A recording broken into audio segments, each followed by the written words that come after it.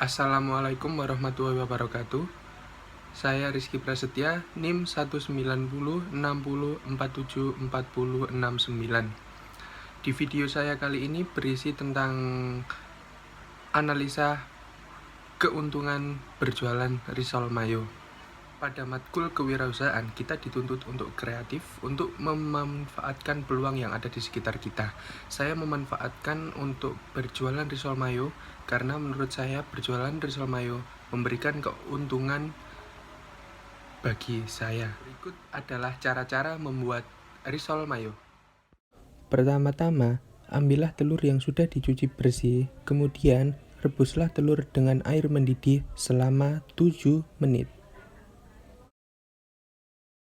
Siapkan adonan kulit risol mayo. Lalu, pecahkan 1 butir telur di adonan kulit mayo. Kemudian tambahkan 1 sendok garam, lalu 1 sendok makan chicken powder. Kemudian aduk adonan kulit risol mayo. Aduk terus sampai pegel. Lalu tambahkan air. Aduk lagi sampai pegel.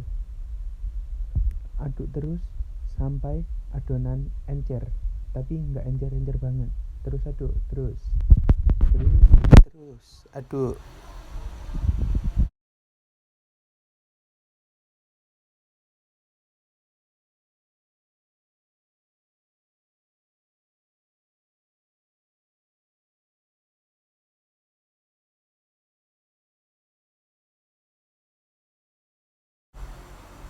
Nah, aduk terus sampai teksturnya seperti ini. Jangan keenceran dan jangan kekentalan. Terus, bagus.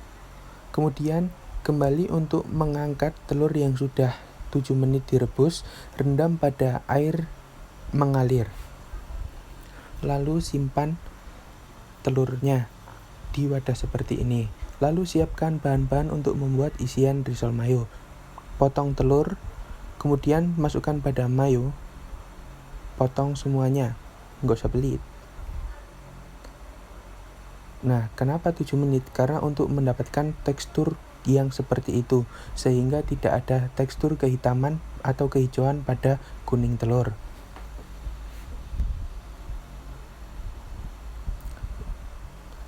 Terus potong, nah, bersihkan, jangan lupa. Kemudian bejet-bejet adonan isi risol mayo. Aduk terus sampai hancur telurnya, sampai merata dengan mayo, tetapi tidak usah terlalu hancur. Nanti kita nggak bisa menikmati tekstur telurnya jika terlalu hancur. Jadi kita tetap membutuhkan tekstur gerinjel-gerinjel pada telur.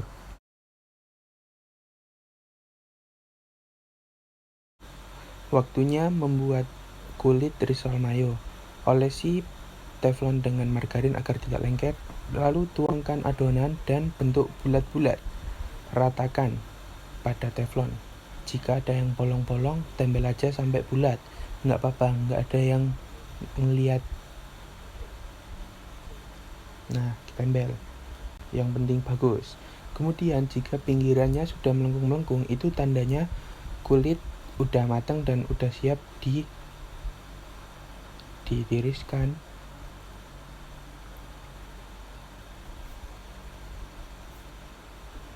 Nah, kurang lebih seperti itu. Pokoknya adonannya nggak lengket di teflon, udah berarti udah siap. Nah, udah tumpuin di satu tempat untuk semua kulit-kulit risol mayo yang udah matang tadi. Nah, potong-potong sosis sapi hingga membentuk 4 bagian. Potong menjadi 2 dahulu, lalu potong menjadi 2 lagi.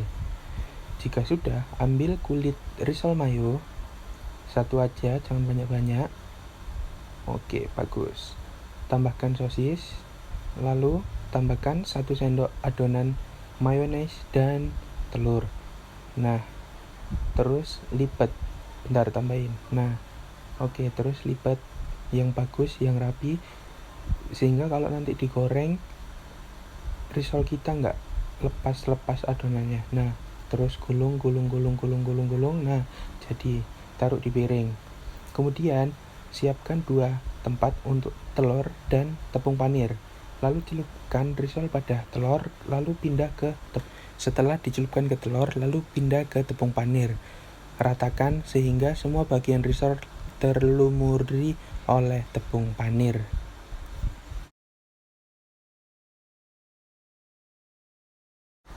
Nah, jika sudah terlumuri oleh tepung panir jadinya seperti ini ya teman-teman. Lalu siap untuk menggoreng. Panaskan minyak. Nah, celupkan satu persatu. Jangan keroyokan kayak mau tawuran. Yang rapi, yang bagus, masukin risol ke minyak panas satu persatu.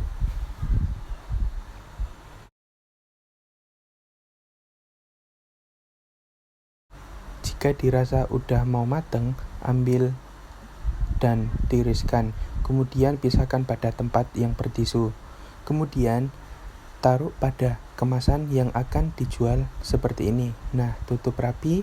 Tara, risol mayo sudah siap dipasarkan dan diantarkan ke orang yang sudah order. Untuk modal membuat risol mayo, saya mengeluarkan biaya sebesar 90.000, 70.000 rupiah untuk modal bahan pokok dan 20.000 rupiah untuk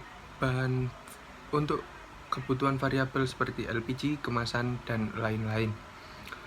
Di dalam satu resep mayo, saya membuat 50 piece risol mayo dan untuk satu piece-nya dijual seharga Rp4.000.